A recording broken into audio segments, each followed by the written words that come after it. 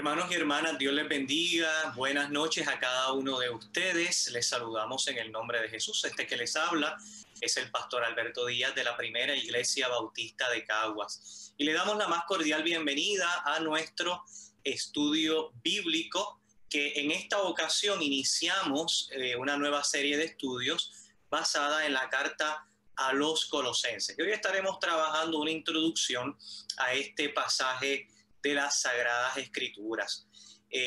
Como les dije una vez más, sean todos bienvenidos, los de nuestra iglesia, los hermanos y hermanas de otras comunidades de fe, de iglesias hermanas que nos ven y otras personas que también tienen contacto con nuestras plataformas digitales. Qué bueno que podemos unirnos en esta experiencia de crecimiento, de educación, de buscar, de alimentarnos de la palabra de Dios y de buscar conocer un poco más acerca de las enseñanzas. Estuvimos durante los últimos meses considerando en los evangelios, particularmente el evangelio de Mateo, el sermón del monte. Y en el sermón del monte, ¿verdad? Ya hemos abundado más que suficiente sobre ello, pero podemos resumir que es un conjunto de enseñanzas en los cuales, principalmente enseñanzas éticas, que Jesús buscó transmitir a sus seguidores para que ellos pudieran ser bienaventurados, ser sal y ser luz en medio de este mundo. Ahora volvemos una vez más a las cartas paulinas para considerar la carta a los Colosenses. El pasado domingo iniciamos esta serie de sermones y estudios bíblicos. Como ustedes saben, al pastor le gusta combinar las mismas en ambas experiencias, el sermón de la mañana, los domingos en la mañana, y el estudio bíblico. Y así haremos nuevamente unas porciones de la carta a los Colosenses, las consideraremos los domingos, y otras porciones las consideraremos los miércoles en nuestro estudio bíblico. Quisiera invitarles a orar, prepararnos para orar, así que si usted no tiene su Biblia en la mano, pues mire, vaya, avance un momentito, busque su Biblia, su libreta, su lápiz, para aquellos que les gusta tomar nota de estas experiencias de estudio bíblico. Queremos recordarles también a los hermanos y hermanas que nos estamos reuniendo todos los domingos a las 9:30 de la mañana, nuestra escuela bíblica de niños y de adultos. Para esto es importante el registro de asistencia a la escuela bíblica. Así que aquellos hermanos y hermanas que acostumbran o que desean unirse a la experiencia de escuela bíblica de adultos, puede llamar para registrar su asistencia a la escuela bíblica. Y también los domingos a las 10 de la mañana tendremos la experiencia de adoración. Como anunciamos el domingo pasado, por orden de llegada, a las 9:30 el templo ya está abierto. Instamos y exhortamos a los hermanos para que puedan participar de la escuela bíblica. Los hermanos y hermanas de la escuela bíblica, una vez termine la escuela bíblica, subirán hacia el área de la nave principal para participar de la experiencia de adoración. Y todos aquellos hermanos que podamos recibir conforme a la cabida permitida, ¿verdad?, que hemos establecido en nuestro templo, procurando tener ciertos cuidados que son muy importantes en medio de este tiempo con el distanciamiento, el uso de mascarilla y continuando con estos protocolos ante esta alza,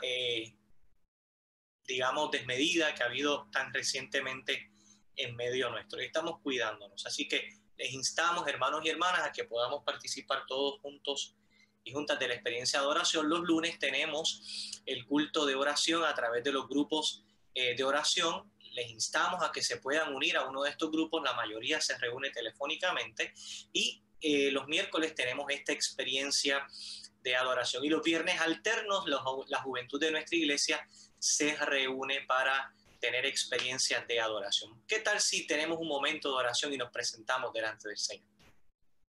Amado Dios y Dios de la vida, te damos las gracias en esta noche por la oportunidad que nos das de poder congregarnos virtualmente para tener estos espacios de crecimiento, de formación, de aprendizaje, de exponernos al texto bíblico, de aprender de él, de su contexto, de entenderlo más y sobre todo de recibir ese refrigerio de tu espíritu que viene a través del estudio de tu palabra.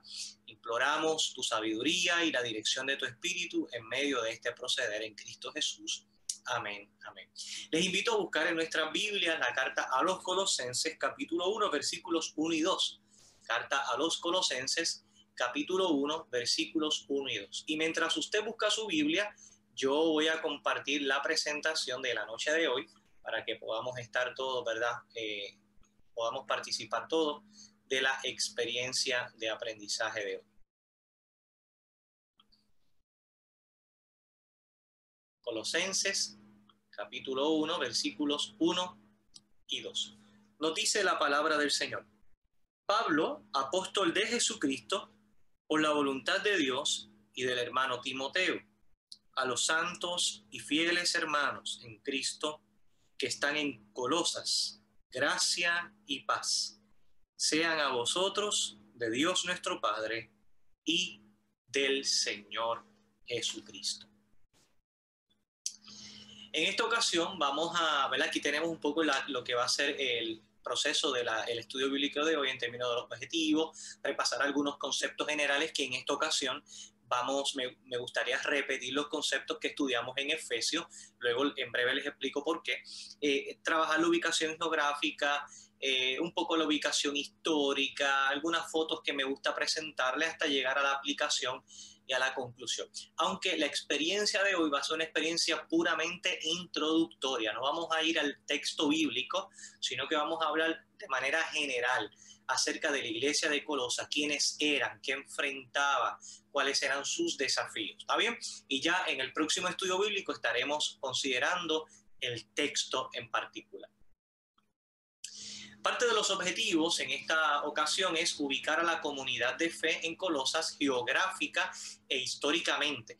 Esto es importante, hermanos y hermanas, porque estas comunidades formaban parte de unos grupos, formaban parte de un lugar geográfico, que tenía un contexto, que tenía ciertas influencias religiosas, políticas y económicas. Y todo esto de alguna forma u otra influía o incidía en su vida diaria y por supuesto también en su práctica de fe. El segundo objetivo para la noche de hoy es conocer aspectos generales, autor, fecha, propósitos, entre otros, de la carta a los colosenses. Todo esto es importante que lo consideremos al momento de acercarnos al texto bíblico para entonces entender correctamente el por qué se dijo lo que se dijo, o más bien por qué se escribió lo que se escribió, a qué respondía lo que se escribió, cuáles eran las inquietudes de aquellos que escribieron el texto,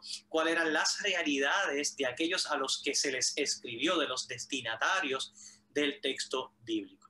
Miren, entre los conceptos, como les dije, vamos a considerar exactamente los mismos conceptos que consideramos cuando estudiamos la carta a los Efesios. ¿Por qué? Por la similitud de muchas de estas iglesias. La carta era y es un medio de comunicación. En la actualidad, la mayoría o gran parte de las cartas las podemos recibir electrónicamente. Sin embargo, en la antigüedad, las cartas eran un elemento de comunicación como lo es hoy día, para transmitir preocupaciones, inquietudes, responsabilidades, delegación de tareas, comunicaciones familiares. De la misma manera, Pablo utilizaba este medio de comunicación, o utilizaba este medio como su principal medio de comunicación con las iglesias que tenía bajo su cuidado pastoral. Así que las cartas tampoco podemos pensar o afirmar que es un medio de comunicación que origina Pablo, no, de ninguna manera. Las cartas son medios de comunicación mucho más antiguas, de muchos siglos antes de la existencia del apóstol Pablo. Sin embargo, el apóstol Pablo las tomó, las utilizó como medio de comunicación y, digamos, las adaptó, porque dentro de las cartas que el apóstol escribe hay un sinnúmero de cartas, ¿verdad?, de subgéneros. La carta de por sí mismo, en el estudio, el exégesis, es un medio, ¿verdad?, de comunicación, de transmisión, un género, esa era la palabra que de momento se me escapó. Es un género de comunicación, un género literario en el estudio bíblico, en el estudio exegético, pero también hay unos subgéneros. Y dentro de las cartas también encontramos cartas personales, como es la carta a los filipenses, y encontramos también cartas pastorales, como lo son las cartas del apóstol Pablo a Timoteo y a Tito. Ahora, el segundo concepto que me gustaría que pudiéramos evaluar en la noche de hoy es el contexto. El contexto nos habla de qué es lo que está sucediendo alrededor de aquella comunidad de fe que se le escribe y también, que a veces lo pasamos por alto, alrededor de la vida de quien escribe la carta. Así que hay que ver el contexto en el cual Pablo escribe, pero hay que ver el contexto de aquella iglesia a quienes se les escribe esta comunicación. Y cuando hablamos de contexto, pues mire, hablamos de su sistema político, hablamos del sistema económico, hablamos del sistema social, pero también hablamos, cuando hablamos del contexto, de los desafíos de esa iglesia. Veremos en esta carta que la iglesia de Colosas estaba en peligro. Ahora, ¿cuáles eran los peligros de esta carta? ¿Quiénes producían esos peligros? ¿Quiénes motivaban esos peligros? ¿Cuál era el riesgo de la iglesia? Eso es un poco del contexto de lo que vamos a ver hoy. Y el tercer concepto es comunidad cristiana. ¿Por qué comunidad cristiana? Porque las iglesias eran eso, lo que son nuestras iglesias también hoy día. Son comunidades de fe. Son lugares donde habitamos en comunión, ¿verdad? O deberíamos estar en comunión. Y este grupo de iglesias, que era un grupo diverso, compuesto por gentiles, compuesto por judíos, compuesto por personas que habían sido prosélitos al judaísmo y que luego habían tenido un encuentro con Jesucristo. Era un grupo de personas que se unían con un mismo propósito de adorar al Señor y de crecer en la fe que habían recibido de Jesucristo. Miren, aquí tenemos un mapa muy importante porque me gusta que pudiéramos ubicarnos geográficamente y aquí encontramos lo que es el mar Mediterráneo, ese área azul muy amplio que encontramos ahí en ese mapa es el mar Mediterráneo. Por esta área de acá, como siempre señalamos o como se nos señalaba en la escuela, este pedazo de tierra que parece una bota es Italia, esta parte de aquí que parece una mano abierta es Grecia y por aquí muy cerca, miren, donde está el cursor vemos Corintio. Esta parte que está aquí es Acaya, ¿verdad? Y aquí estaba la iglesia de Corinto y toda esta parte que usted ve acá donde estoy moviendo el cursor, yo espero que se vea en la grabación el cursor moviéndose, es lo que se conoce como el Asia Menor, ¿verdad? Y ahí vemos, ahí está la iglesia de Filadelfia, de la Odisea, de Esmirnas, que son algunas de estas iglesias, Juan de Patmos les escribe a ellas en el libro de Apocalipsis y ahí encontramos donde está ese globito rojo que usted ve en el mapa, la iglesia de Colosas. Ahora, ya de ver el mapa, usted puede ver que Colosas es una ciudad que está muy cercana a otras ciudades. Y muchas de estas ciudades que vemos o en la costa, aunque Colosas no era costera, pero cerca de la costa, eran ciudades altamente, ¿verdad?, comerciales. Y ya de por sí esto nos va transmitiendo el contexto a lo que vamos a ver en la carta, de la comunidad de fe a la que se les va a escribir en la carta. Colosa está ubicada en Frigia, es lo que es actualmente Turquía. Si usted ve un mapa mundial actual, usted va a buscar el área de Turquía. En esa área de Turquía estaba la iglesia de Colosa. Su población era principalmente frigia. Cuando hablamos principalmente frigia, era gente de la misma área, de ese lugar geográfico donde que acabamos de ver, donde estaba el globito rojo, gente que habían sido nacidas y criadas allí por muchas generaciones de turcos, ¿verdad?, del área circundante y de judíos. Por supuesto, también había una gran cantidad de personas descendientes de los griegos y por supuesto también de los romanos por esa influencia política que en algún momento dado tuvieron los griegos y posteriormente los romanos, sobre todo lo que era el Asia Menor o aquel mundo conocido. En términos del comercio de esta ciudad, o su comercio predominaba el comercio de ovejas, el criar ovejas, el cultivo de higos, de aceituna, el teñido, la lana y el yeso, pues tenía un gran depósito natural de yeso en uno de sus principales ríos.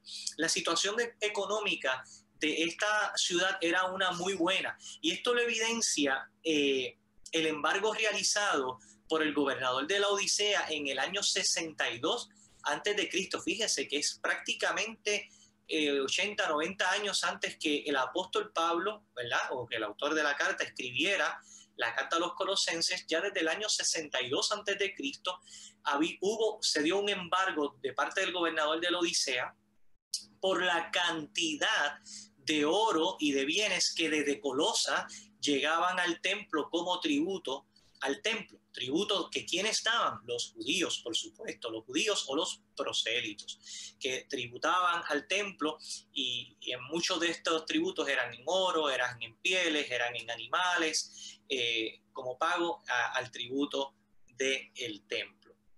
Es probable que para el año 62 antes de Cristo, para el año en el cual se da ese embargo, habitaran en Colosas 11.000 judíos. Así que ya de por sí podemos ir viendo que 80 años antes, 90 años antes que se escribiera la carta, ya había un número considerable de judíos que estaban en aquella región. En tiempos de Pablo, Colosas era una ciudad con múltiples religiones. Así que era una ciudad donde había una variedad de religiones, por lo tanto había mucha religiosidad muy diversa en el seno de esa ciudad. Había la cosmología, que en breve veremos lo que es, la astrología, y por esto se daba el sincretismo religioso, habían prácticas ascéticas, y la ciudad, ¿verdad?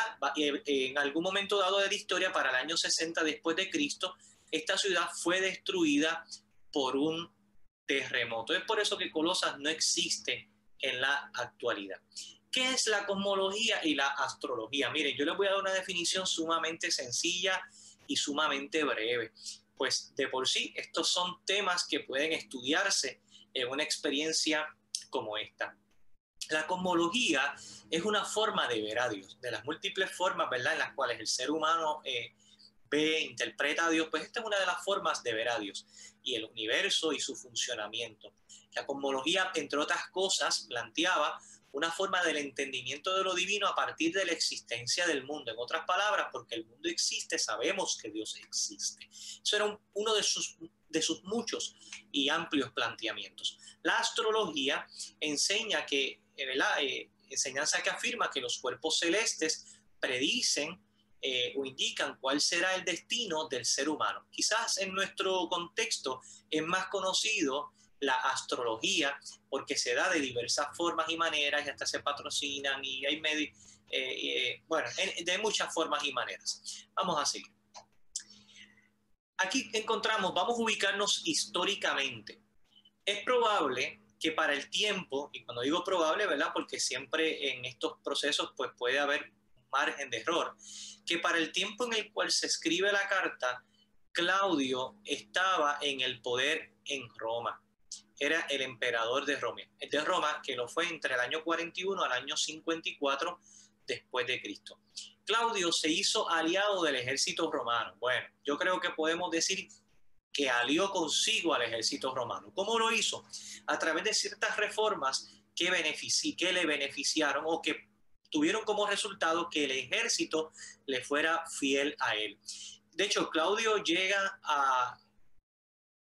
al puesto de emperador, quizás digamos por casualidad, no tenía la mejor fama del mundo, pero yo creo que fue más astuto de lo que muchos pudieron haber imaginado. Entre otras cosas, emprendió unas reformas urbanísticas, en otras palabras, de reconstrucción, un proyecto de infraestructura agresivo en Roma. Así que ahora no solo, ¿verdad?, Claudio no solo se hace del ejército un aliado, sino que también beneficia a la comunidad a través de proyectos y de reformas urbanísticas, de construcción de carreteras, de cosas que para la sociedad serían útiles. Y reforzó las tradiciones romanas. Y cuando hablamos de tradiciones, también hablamos de tradiciones religiosas. Todo esto como medio de unificar el imperio. Así que es posible que cuando se escribe la carta a los Colosenses, Claudio era el emperador de Roma. Aquí vemos algunas de las ruinas de lo que conocemos como de lo que fue Colosas, de donde ubicaba esta iglesia. Algunas de estas ruinas son muy fáciles de accesarlas a través de la web, a través de los diferentes lugares turísticos que se encuentran en la región de Frigia, de Turquía, y ahí encontramos algunas de estas ruinas. Qué hermoso, ¿verdad? Se ven esos lugares, qué impresionante debieron haber sido esos lugares en medio de ese tiempo. Bien, la iglesia de Colosas. La iglesia de Colosas debe haber nacido entre el año 52 al año 55. Es por esto que nos ubicamos históricamente bajo el dominio de Claudio, del emperador Claudio, porque es probable que sea entre el año 52 al año 55 que esta iglesia haya nacido. Y es probable que Epafras haya sido responsable de transmitir la palabra en dicha comunidad.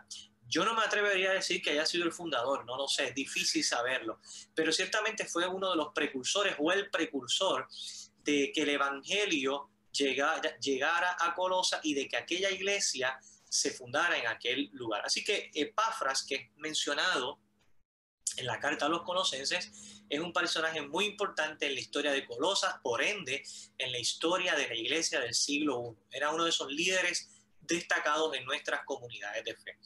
Y la iglesia de Colosas se relaciona con la carta a Filemón también. Lo decíamos el domingo y lo explicábamos como parte del sermón, pues detalles de ambas cartas indican que Filemón debió haber sido parte de la iglesia. Algunos de estos detalles son los saludos a Aristarco y a Marcos, y a Lucas y a Demas, entre otros detalles, ¿verdad?, que nos dejan saber que encontramos tanto en Colosenses como en Filemón.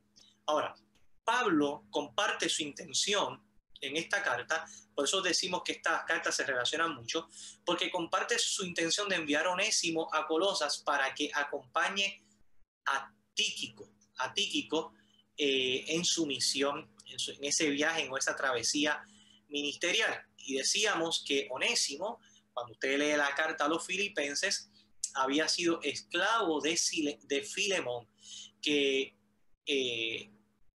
había escapado, que por alguna razón ya no estaba en la casa de Filemón y que posiblemente tenía una deuda no solo legal, sino en otras áreas, que el apóstol Pablo le dice a Filemón: lo que él te deba, yo te lo pagaré. Pero le exhorta a Filemón que lo recibiera como un hermano. ¿Cómo era la iglesia de Colosas? Miren, la iglesia de Colosas era una iglesia principalmente compuesta por gente gentil, por personas que no venían del judaísmo y que habían recibido la fe en Jesús. Por lo tanto, estas personas habían estado influenciados por múltiples prácticas religiosas que se daban en la vida de aquella comunidad de fe. Para este tiempo, aunque el gnosticismo se fecha de manera más segura para el segundo siglo, es cierto que ya para finales del primer siglo estaban esos inicios del pensamiento gnóstico.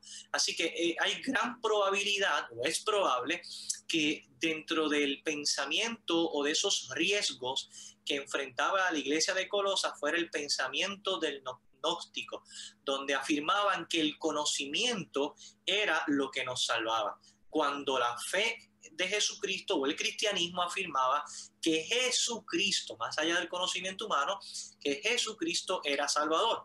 También encontramos las religiones greco-romanas, que no era una, sino que eran varias, que no era un dios, que era una multiplicidad de dioses griegos y romanos, y que cada una de estas religiones cobraba forma en regiones, ¿verdad?, con diversos ritos y en diversos aspectos. También había unas fuertes tradiciones judías, pues ya para el año 62 se cree que en Colosas habitaban 11.000 judíos. ¿Cuántos podían vivir allí 80, 90 años después? Mire, no lo sabemos, pero sí podemos afirmar que eran muchos los judíos que vivían en aquella región de Colosas. Así que ciertamente podemos decir Colosas había multiplicidad religiosa, gnóstica, grecorromana, judía y de otras religiones del área. Cuando hablamos de la carta y su propósito, la carta a los colosenses presenta al apóstol como su autor. De hecho, es la forma más tradicional en la cual nosotros hacemos referencia a los colosenses. lo incluimos dentro de las cartas paulinas, lo incluye el canon bíblico. Y se afirma la autoría de Pablo porque presenta su estilo, su vocabulario, su teología claramente paulina. Ahora bien, a pesar de lo que he mencionado, de que pudo haber sido escrita por Pablo, hay un gran porciento de la crítica. Cuando hablamos de la crítica no es de gente que critica, sino de gente que estudia críticamente el texto bíblico, que afirma que Pablo no fue su autor. Y que esta carta, claro, hay unos criterios que ellos utilizan que no incluyen la presentación en esta noche, pero que dicen que aunque Pablo no la escribió una persona muy cercana a él o un discípulo de Pablo con la intención de compartir la reflexión teológica del apóstol referente al pensamiento filosófico que había y que se daba en Colosas. Ahora, si Colosenses fue escrita por el apóstol Pablo cuando estaba en prisión, debió haber sido escrita desde Roma o desde Éfeso, entre los años 61 al año 63. Esos son nuestros parámetros, ¿verdad? Si lo escribió Pablo, lo escribió desde la prisión, desde Éfeso o desde Roma, entre el año 61 y 63. De lo contrario, si lo escribió un discípulo de Pablo o alguna persona cercana a Pablo, debió haber sido entonces escrita después del año 80 después de Cristo. Así que eso nos ubicaría quizás en un periodo histórico un poco más tarde. Pero estamos partiendo de la premisa que fue escrita por Pablo y que la iglesia fue fundada, fue levantada, no en el año 61, no en el año en que se escribe la carta, sino que esta era una iglesia joven que apenas llevaba unos 5 años, unos 7 años en la fe. En la carta se identifican ciertas amenazas y aquí, mientras yo preparaba esta gráfica, me recordé un poco, se parece un poco a lo que es la mediación de conflicto, porque eso es lo que busca la carta. Se identificaron unas amenazas que fueron las amenazas que les mencioné, donde había probablemente los inicios del pensamiento gnóstico, la influencia altamente judía, la influencia de las religiones greco-romanas que afectaban la ética social de la vida de la iglesia y otras aspectos que también influenciaban en la vida de la iglesia. Y se identificaron las amenazas que están incluidas, que el apóstol Pablo les incluye en su respuesta, pero una vez se identifica la amenaza, que Epafras identifica las amenazas, busca la orientación del pastor de los gentiles, que era el apóstol Pablo. Y el apóstol Pablo propone una solución a ese conflicto. Y esa propuesta, la solución, la encontramos en Colosenses, en la Biblia, está en nuestras Biblias. Y se llega a unos acuerdos, ¿verdad? Partiendo de la premisa que la iglesia de Colosas recibe con beneplácito la instrucción de su pastor, el apóstol Pablo. Ahora, ¿en qué consistían las falsas enseñanzas? Miren, aquí es parte del resumen, y aquí estamos terminando ya en la noche de hoy. Las falsas enseñanzas era que se dudaba, ante esta influencia de las otras religiones, se dudaba de la supremacía de Cristo. Sí se afirmaba a Cristo como un personaje de la historia, como alguien importante, pero se dudaba acerca de la supremacía de Cristo. Segundo, se daba espacio a las creencias como la astrología y la cosmología, que ya las definimos al principio, y se permitía el ascetismo, el cual terminaría siendo parte del gnosticismo, ¿sabes? Había una práctica ascética dentro de algunos grupos, sectores que influenciaban la vida de la iglesia. ¿Y qué es esto del gnosticismo? El gnosticismo, en otras palabras, promulgaba que la materia es mala y el cuerpo es materia, por lo que hay entonces que restringir a la materia. Si el cuerpo es malo, si la materia es mala, entonces el cuerpo es malo, pues entonces yo restringo la materia. Otros gnósticos afirmaban algo similar, pero en otra dirección. La materia es mala, el cuerpo es materia, por lo que realizo con esa materia no tiene importancia, y daban entonces espacios a acciones desmedidas que lastimaban su propio cuerpo, que se dañaban a sí mismos y dañaban la vida de otros. Según González Tejera, que es uno de los recursos que utilizamos para este estudio, también el ascetismo judío no lo podemos olvidar, que era el ascetismo, ¿verdad? Como lo define ella, González Tejera, promovía el guardar ciertos días, esa limitación de abstenerse de ciertos alimentos, de abstenerse de ciertos días. Ahora, cuando hablamos a la luz de toda esta introducción, ¿qué podemos aplicar? Mire, yo creo que los peligros o amenazas son parte de nuestra fe, son parte de la vida cristiana.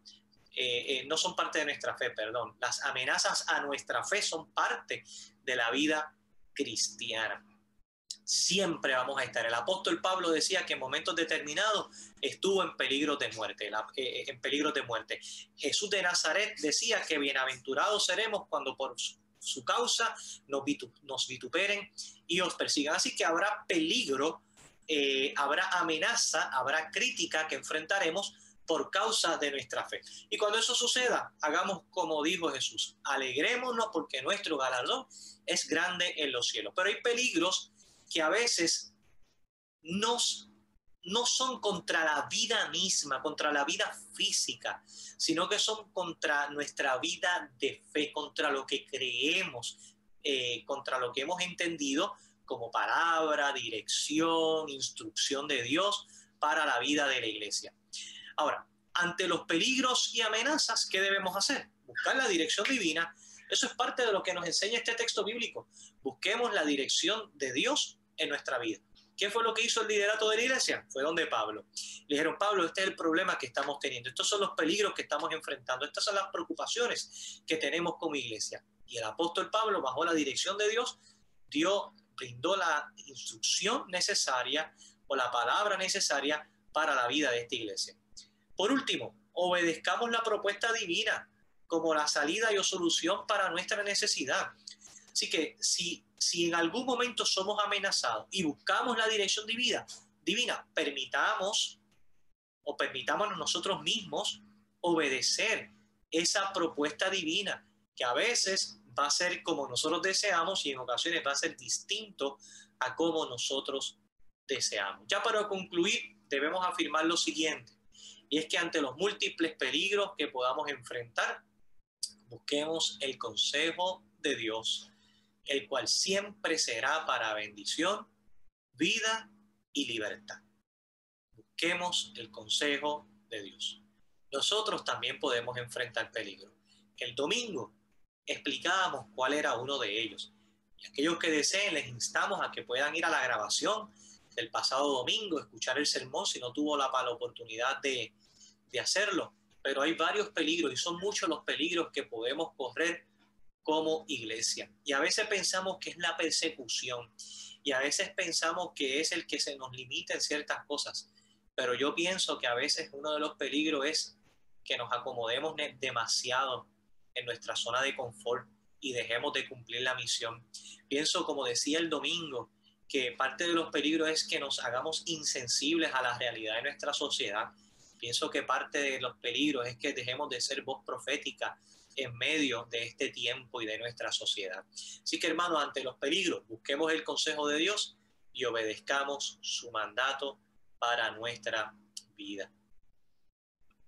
Me gustaría, entonces, antes de culminar orando, recordarle a los hermanos y a las hermanas que la iglesia, ¿verdad? Una vez más, gracias por participar de esta experiencia de estudio bíblico. Confiamos y esperamos que haya sido de bendición para su vida. Recordemos que el próximo miércoles nos volvemos a encontrar a través de estas mismas plataformas para continuar estudiando la carta a los Colosenses. Si ustedes me permiten, les voy a dar una asignación. Y esa asignación es muy sencilla. Es que desde hoy hasta la próxima semana vaya leyendo la carta a los Colosenses. Es una carta que uno la lee quizás en un ratito. Pues mire, léala y reléala y vuelva y léala. Marque el texto, aquello que le llama la atención. Mire el texto, como decía un profesor que tenía, al cual estimo mucho, hágale preguntas al texto también. Así que en ese sentido, hermano, vaya estudiando la carta y luego continuaremos en esta jornada a través de los sermones y a través de los estudios bíblicos. Bueno, les recuerdo una vez más que el domingo nos vemos en el templo a las 9 de la mañana para la clase bíblica y a las 10 de la mañana para el culto de adoración. Instamos a los hermanos a llegar a la clase, les instamos a que puedan llegar a la clase bíblica de adultos. Sin embargo, si usted no va a llegar a la clase bíblica de adultos, sepa que el templo abrirá sus puertas a las 9:30, no antes, sino a las 9:30 para mantener el control que debemos de tener con relación a este proceso del COVID. Queremos cuidarles, queremos cuidarnos, queremos cuidar de nuestra familia y por ende de nuestra comunidad. Y los lunes, los círculos de oración. Si usted no se ha unido, por favor, busque La Voz, que es el principal medio de comunicación de nuestra iglesia, para que usted pueda unirse a estos círculos de oración. Y le damos gracias a nuestro Dios, por la oportunidad que nos ha dado de estar en esta experiencia de encuentro. ¿Qué tal si oramos? ¿Me acompaña en oración? Oremos. Amado Dios y Señor de la vida, gracias por esta experiencia de encuentro contigo, de diálogo con mis hermanos y hermanas, de examinar el contexto histórico de manera panorámica de la carta a los Colosenses. Te damos gracias porque sabemos que en medio de este proceso tu Espíritu Santo va dirigiendo, va hablando a nuestra vida y nos hace ver el texto de manera más amplia. Permite que el texto, que podamos ser bendecidos por tu Espíritu a través del texto bíblico, que podamos ser nutridos y sobre todas las cosas que podamos ver también nuestra vida a la luz de la experiencia de estas comunidades de fe. Gracias por cada uno de mis hermanos y hermanas. Permite que puedan tener una noche reparadora, una noche de descanso, que puedan dormir bien y renovar energías para el día de mañana. En el nombre de Jesús. Amén. Bien, este ha sido Alberto Díaz, pastor de la Primera Iglesia Bautista de Caguas. Dios les bendiga.